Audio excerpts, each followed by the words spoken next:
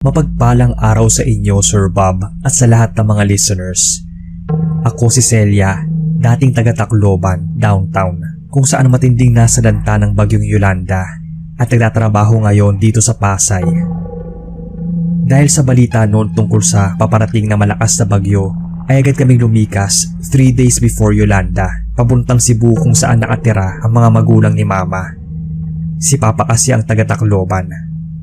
Lahat ng gamit na pwede naming madala tulad ng TV, mga maliliit na appliances at kung ano pa ay dinala namin. Yung ref at washing machine, dinala namin sa kamag-anak namin na medyo malayo na sa proper. Sigurista kasi si Mama at ayaw niyang masayang yung mga appliances at ibang mga agamitan. Matibay naman ang bahay dahil konkreto yon, pero hindi daw namin sigurado kung anong pwedeng mangyari doon. Kaya nung mapanood namin kung gaano kabagsik ang bagyo sa lugar namin na yon, naiyak na lang kami. Nagdasal at nagpasalamat na rin dahil kahit papaano, ligtas kaming mag-anak. Pero nalungkot at naawa kami sa mga nasalanta at binawian ng buhay. May their soul rest in peace. Nangyari po ang karanasan ko after a year kung kailan medyo maayos na ang downtown at naka-move on na rin ang karamihan. Pinasya na ni Mama noon na doon na kami manirahan sa Cebu. Pero dahil marami kaming kamag-anak sa Tacloban sa side ni Papa at gusto rin namin makita yung dating bahay namin ay umuwi kami doon. Malinis na yung bahay namin dati dahil pinupuntahan yun ni na Papa at pinalilinisan. Napaayos na rin yung mga sira. Yung kama naming naiwan, naipaayos na rin niya. Kaya doon na rin kami tumuloy. Yung ilang kapitbahay namin ay tuluyan ng nasira ang mga bahay nila at yung iba wala na. Iilan din sa kanila ang hindi nakaligtas na ikinalungkot ko dahil karamihan doon ay mga bata. Mga batang araw-araw kong nakikita at nakakausap. Sobrang sakit lang isipin yung hirap na dinanas nila noon para lang mailigtas ang sarili. At hanggang ngayon, naiiyak pa rin ako sa tuwing naaalala ko ang sinapit nila. Sa kabila ng kalungkutan noon ay hindi ko inaasahan na may mangyayari ding kababalaghan. Nang nasa loob na ako ng kwarto ko noon kinagabihan, napadungaw ako sa bintana. Dati kasi ay nakikita ko ang mga dumadaan doon. Maraming tao. Pero nung mga oras na yon ay kakaunti na lang. Bigla akong nilukob noon ng lungkot kasi ilan din sa mga kaibigan ko ang nawala. Naiiyak na ako noon sa kwarto, yung impit na iyak lang. Maya-maya noon, Sir Bob, may narinig akong iyak na sumasabay sa akin. Nang huminto ako, bigla rin yun nawala. Napasinghot ako noon at napalibot ang tingin sa buong kwarto. Alam kong mag-isa lang ako noon, pero pakiramdam ko ay may kasama ako. Biglang nanindig ang balahibo ko nang muling narinig yung pag-iyak. Parang pangnguy-nguy yun ng hindi iisang tao, kundi marami. Yung para bang napapalibutan nila ako. Nang ikwento ko kay na Mama, ay baka hallucination ko lang daw dahil sa lungkot. Sabi ng iba ay baka manifestation ng lugar.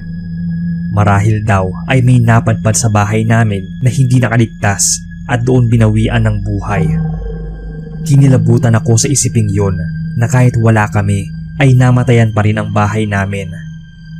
Alam kong marami noon ang inaanod ng baha. Hindi ako nakatulog ng maayos noon. Pagising-gising ako dahil sa mga naririnig. Iyakan at parang may nagsisigawan pa nga. Kaya bigla akong napabangon. Hindi ko nga alam kung panaginip ba yon o totoo. Pero dinig na dinig ko kasi yung mga boses nila. Lumabas ako ng kwarto noon at kumuha ng maiinom. May nakita akong batang nakatalikod at nakatingin sa may harapang pinto. Tinawag ko yon sa pag-aakalang yung kapatid kong si Oli na 8 years old that time.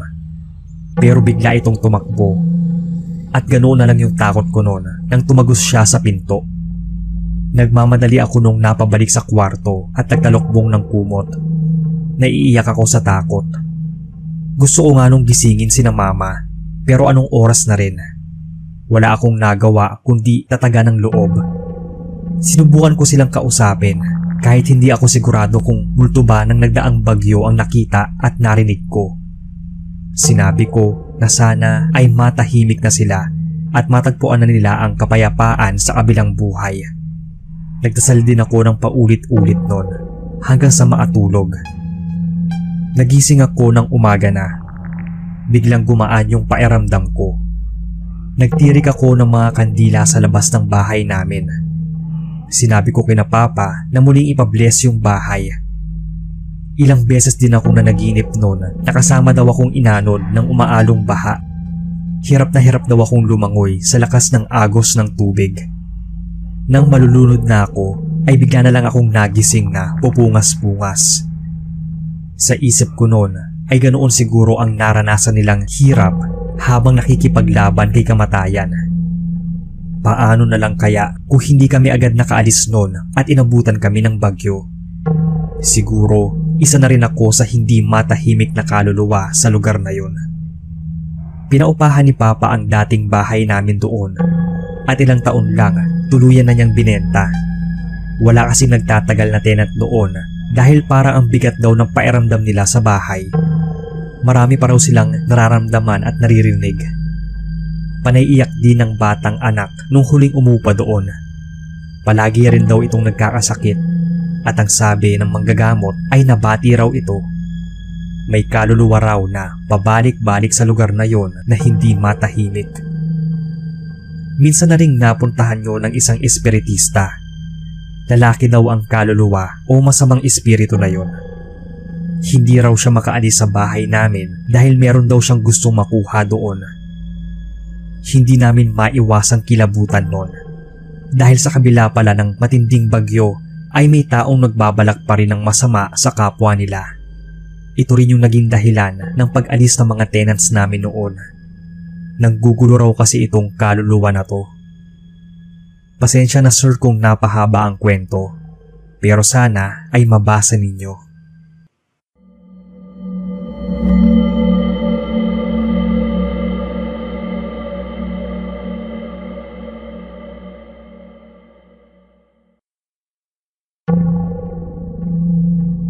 Magandang araw sa inyo, Boss Bob, at sa lahat. Tawagin niyo na lang akong Axel, taga-Talon, Capiz.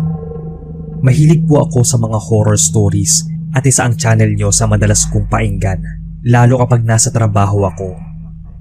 Isa po akong truck driver dito sa amin at imbis na music ang pinapatugtog ko ay kwentong katatakutan. Subscriber niyo rin pala ako, kaya sana ay ma-shoutout niyo ako sa mga uploads niyo.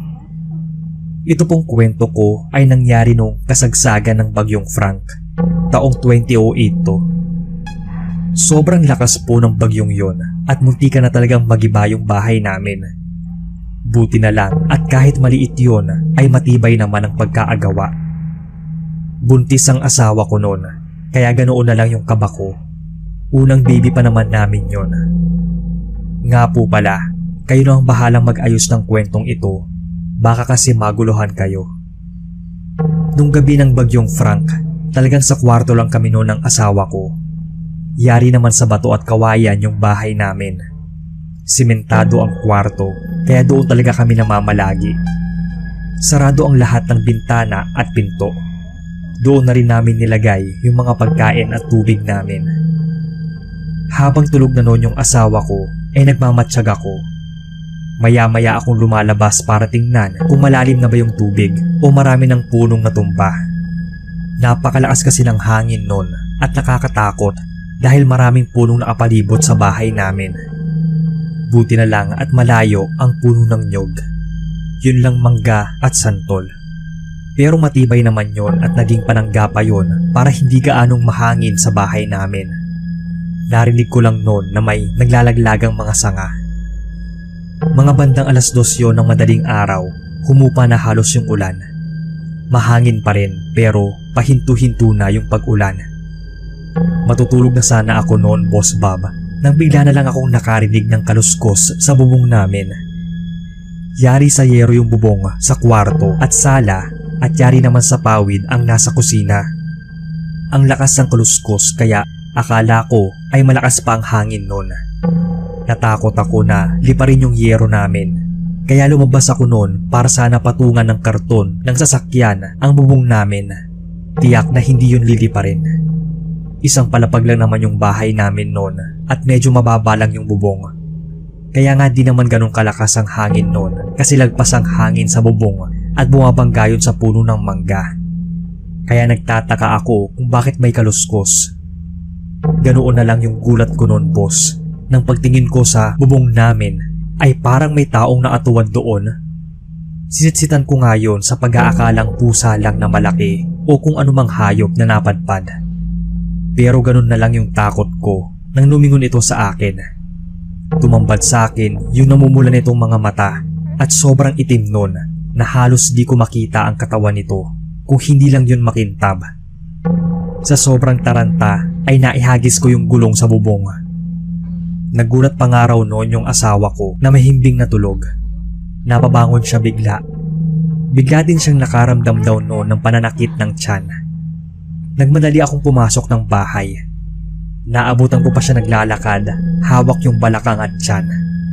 Sinabihan ko siyang umupo lang at papahiran ko ng langis yung tiyan niya.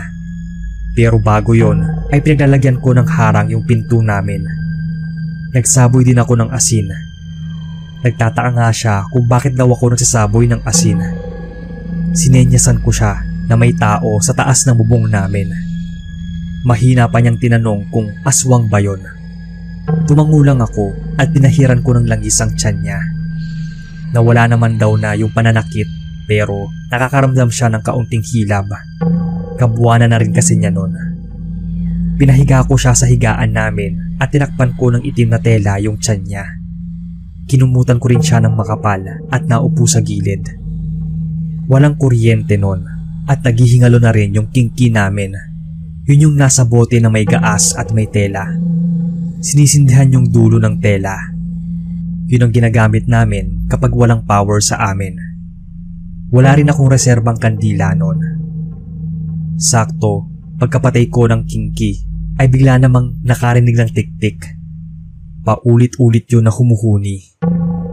Di ko na alam noon kung umalis ba yung nasa bubong namin, pero nakarinig na rin kami noon ng mga yabag.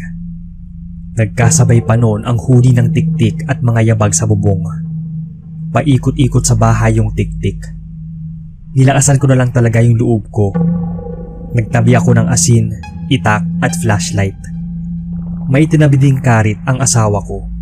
Gamit niya yon kapag nagtatabas kami ng palay. Sobrang talim nun, kaya sabi ko ay mag-ingat din sa paggamit. Naalala ko noon na sinabi ni tatay na ayaw daw ng mga aswang ang kinikiskis na bakal o mga itak. Sabi ko ay masubukan nga at baka umalis siya. Pinakikiskis ko noon ang itak ko at yung karit. Narinig ko ngang parang pabalik-balik yung mga yabag at natataranta. Yung tiktik naman, palakas ng palakas yung boses noon at maya-maya lang tumahimik. Hininto ko yung pagkiskis ng itak. Muli ay may narinig akong yabag sa bubong namin. Sobrang hina nun. "Andyan ka pala," sigaw ko nun. "Halika dito at tatagain na kita," dagdag ko pa. Sabay kiskis ulit ng itak. Para nga yung pusa na may hinahabol sa bubong. Alam kong nataranta yung aswang. Akala niya siguro ay lalabasin ko siya. Takot ko lang nun, boss.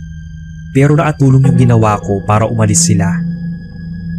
Mga bandang alas 5 ay humupa na talaga at medyo nagliliwanag na. Wala akong tulog noon.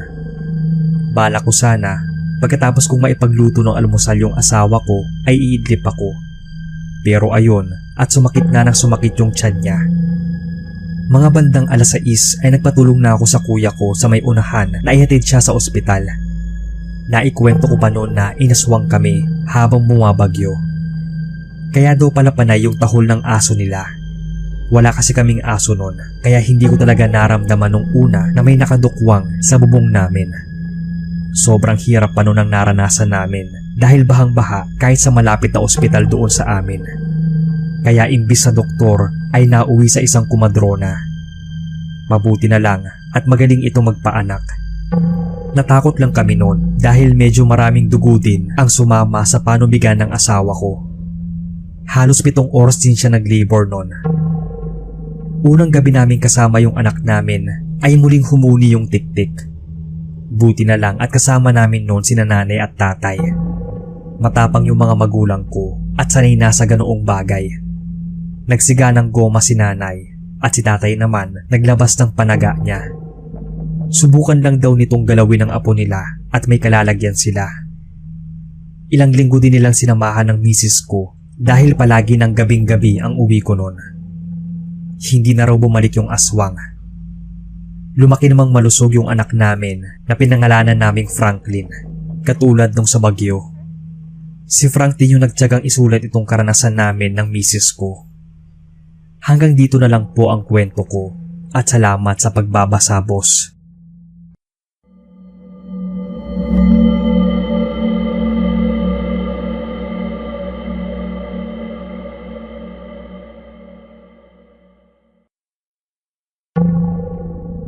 Hello po sa inyo, Sir Bob, at sa lahat.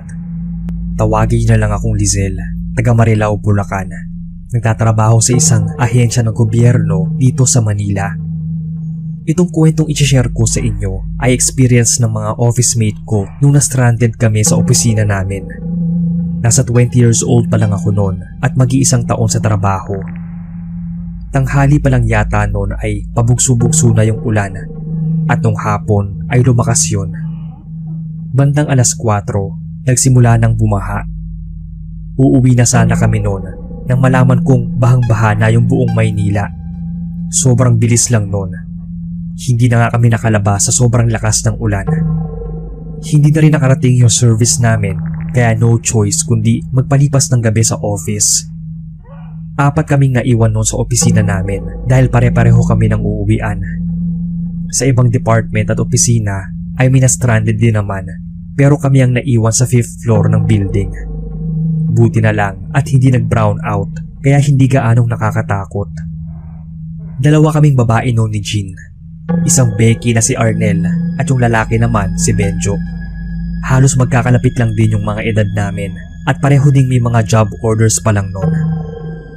Habang panay ang butingting ni Arnel at Benjo sa computer ay nag-CR kami ni Jean. Ang creepy sa parting yon ng opisina namin dahil nakapatay na pala ang ilaw. Pinapatay kasi yon ng janitress kapag uuwi na ito. Hindi siguro alam na nandoon pa kami. Kaya nagdala na lang kami noon ng flashlight na hiniram namin sa drawer ng kasamahan namin. Hinanap pa namin ang switch. Nagulat na lang ako noon, sir. Nang pagbukas ng ilaw ay may nakita akong babaeng pumasok sa cubicle. Lang ako noon. Dahil nawala na yun sa paningin ko. Hindi rin yun nakita ni Jean, kaya hindi ko na sinabi. Ang ginawa ko pagpasok namin ng CR ay pinuntahan ko yung cubicle na pinasukan nito. Agad nagsitayuan ang mga buhok ko sa batok dahil nakabukas yun. Tinanong ako ni Jean kung iihi daw ba ako nun. Sinabi kong hindi at nagmadali akong lumapit sa kanya na nakaharap sa salamin. Habang nagkukwento siya noon ay wala sa kanya ang isip ko. Iniisip ko kung sino yung nakita kung biglang pumasok ng cubicle. Napatalikod ako nung sa salamin at muling tiningnan yung cubicle. Lahat yon nakabukas. Napailing-iling na lang ako noon at muling humarap sa salamin. Ganoon na lang yung kilabot ko at para akong aatakihin sa puso. Pagharap ko kasi sa salamin, may nakita akong refleksyon ng babae sa likuran namin.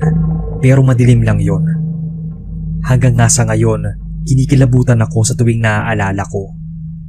Bigla akong napalingon sa likuran pero wala na akong nakitang iba. Napahawak ako sa braso noon ni Jean at sinabi kong umalis na kami. Hindi pa siya tapos mag-ayos noon. Matutulog na lang kasi kami noon ay nagpapaganda pa siya. Bakit daw ba? Tanong niya habang hila-hila ko siya palayo ng CR. Lahat na yata ng mura ay nasabi ko noon. Ang sabi ko kasi may multo. Nanginginig kong sinabi sa kanya at tumakbo ako pabalik ng office. Sumunod din siya noon. Malapit lang naman yung ladies room sa opisina namin. Pero pakiramdam ko ay ang layo-layo noon. Pagpasok namin sa loob, nilak ko yung pinto. Hapong-hapo ako noon. Nagtinginan sina Arnel at Benjo sa amin. Hinila ko yung swivel chair at itinabi ko yun sa kanila. Ang sabi ko ay tabi kami ni Arnel. Nagtataka sila kung napaano ako. Sinabi ni Jean na nakakita daw ako ng multo. Tinanong nila kung seryoso ba ako. Ewan kung ako multo yon. Basta, ganoon na lang yung pagkakasabi ko sa kanila. Bigla na lang kasi akong nakakita ng babae noon na papasok pa lang ng cubicle pero wala namang tao pag check ko. Tapos nakita ko ulit ito nung humarap ako sa salamin. Sabi naman ni Jean ay nananakot lang daw ako. Di ko na sila pinilit maniwala. Nang patulog na kami ay hindi kami nagpatay ng ilaw. Hindi pa rin humuhupa yung baha pero wala na gaanong ulan. Pero lalo lang tumaas ang tubig noon dahil sa pinakawalang dam. Naiidlip na ako noon nang makarinig na naman ako ng naglalakad sa labas. Mabigat ang mga yabag noon na parang may hila-hila. Kaya agad akong napatingin sa pinto. Salamin kasi ang bandang taas noon. Inabangan ko kung sino yung maglalakad pero wala namang dumaan. Nadidinig ko pa rin noon yung mga yabag pero wala akong nakikitang dumadaan at parang pabalik-balik lang yon. Hindi ako makatulog noon kaya ginising ko si Benjo. Tinanong ko kung narinig din niya yung mga yabag. Oo raw at sino raw ba yon? Sinabi ko sa kanya na silipin nga niya kung sino. Nagunat pa siyang lumapit sa pinto at sinilip sa may salamin. Wala raw tao. Sumenya siya sa akin noon kaya sinabihan ko siyang lumapit sa akin. Mahina akong sinabi na baka multo yon. Minura pa niya ako at wag raw akong manakot. Pero pareho naman naming narinig yung mga yabag. Baka di daw dito sa floor namin. Baka sa 6th floor daw yon. Alam ko, kahit magtatatakbo pa sa taas, ay di madidinig sa office namin dahil sementado nga yung sahig. Ginising namin noon sina Arnel.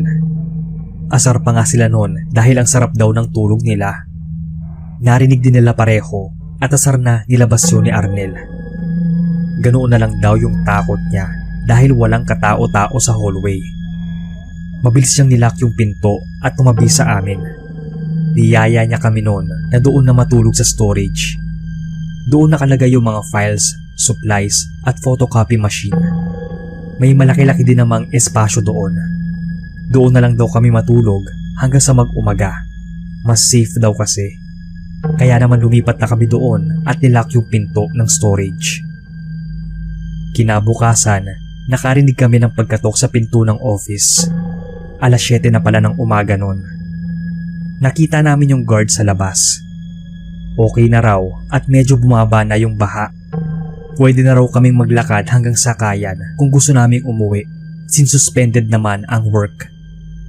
Tinanong pa nito kung nakatulog daw ba kami ng maayos at wala nang nag-istorbo sa amin. Ayun, kanya-kanya na kami ng kwento. Natawa na lang yung guard. Wala pa raw yun sa kalahati ng mga naranasan niyang pagpaparamdam tuwing night shift siya.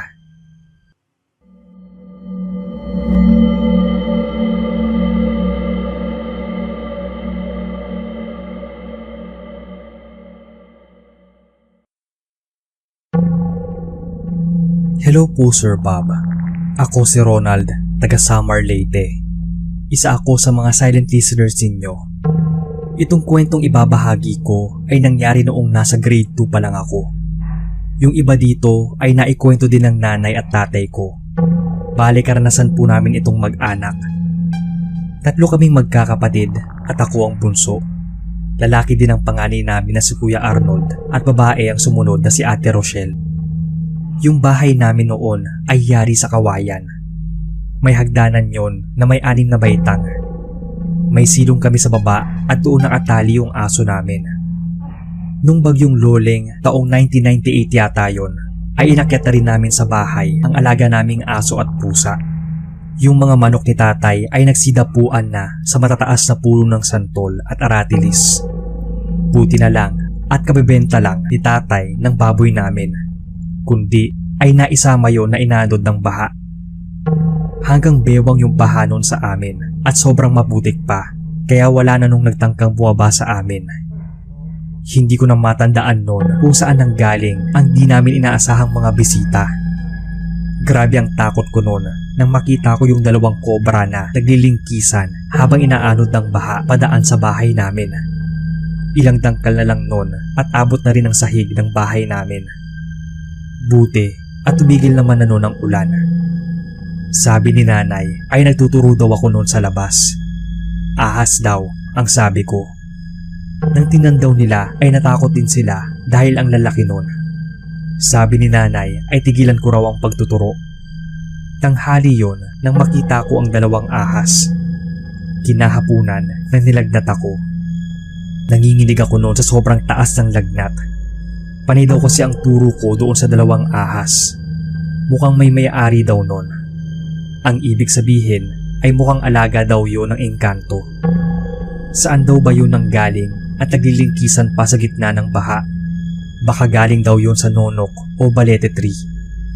Dinasalan ako noon ni nanay at hiningi ng tawad yung pagtuturo ko at panggagambala sa kanila.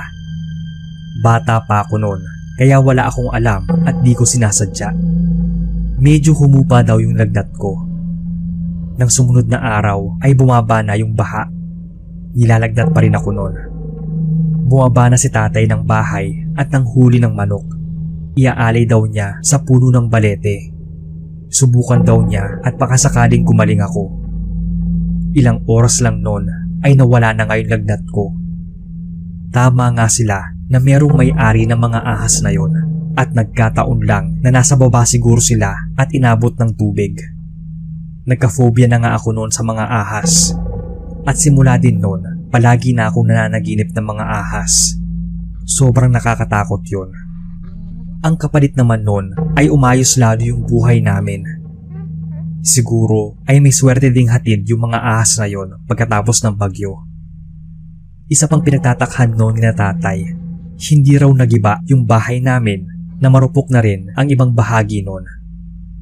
Sa lakas daw ng bagyo, kung di kami pinalad ay tiyak nasama na rin kami sa baha. Ito lang sir ang maikli kong kwento. Sana ay mainarit ninyo.